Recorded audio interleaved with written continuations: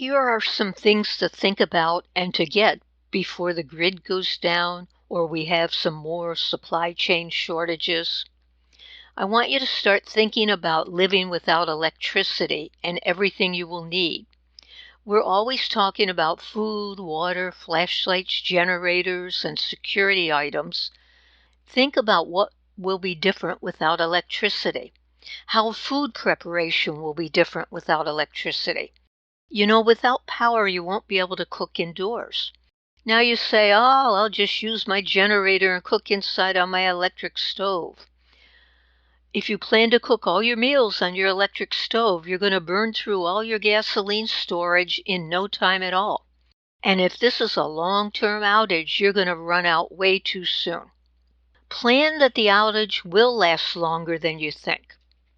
If the outage is not because of a winter storm or hurricane, but it's an unplanned outage, it could last for many months, if not for a year or more. You just never know. If you want to cook, you should have a way to cook on a camp stove or a grill using charcoal or wood, some way to cook without electricity. Now, you could get a propane stove, and you probably should have one of those. But if it's a long-term event, you're going to run out of propane too. Think about building a fire outside. Maybe it'd be easier with a fire pit. If you don't have a fire pit, that's okay. Just put some rocks in a circle. Maybe dig a little bit of a hole inside the circle and use that for cooking. It would be nice if you had a fire pit with a spark screen to prevent wildfires. Use your outdoor fire not only for cooking, but for burning trash, because how are you going to get rid of your trash? There isn't going to be any garbage collection.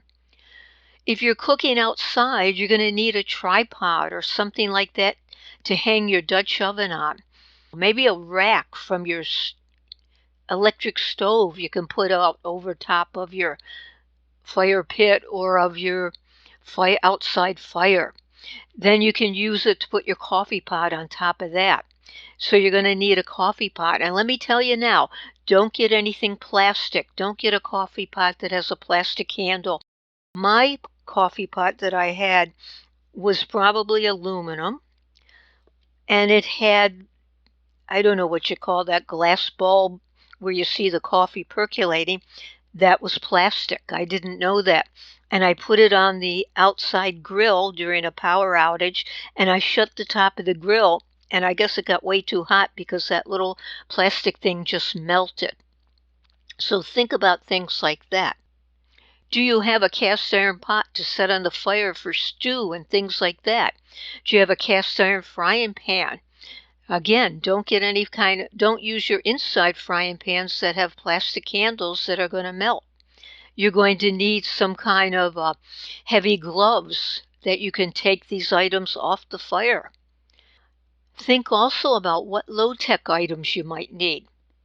If there's no electricity, I doubt you're going to be going anywhere in your car because you're not going to be able to buy gasoline. They're not going to be able to pump the gasoline for your car. So you're not going to have your phone, so you're not going to have a GPS. But if you need to get around, you're going to have maps and a compass.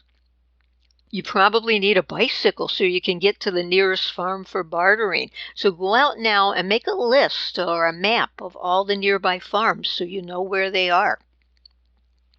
Maybe note what they sell. This one sells vegetables. This one has fresh eggs. This one has meat.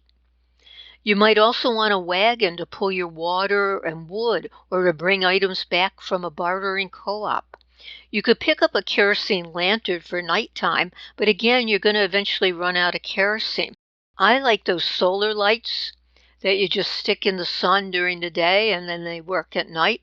You can also get lights that have the USB that you can plug into a solar generator or a solar power pack.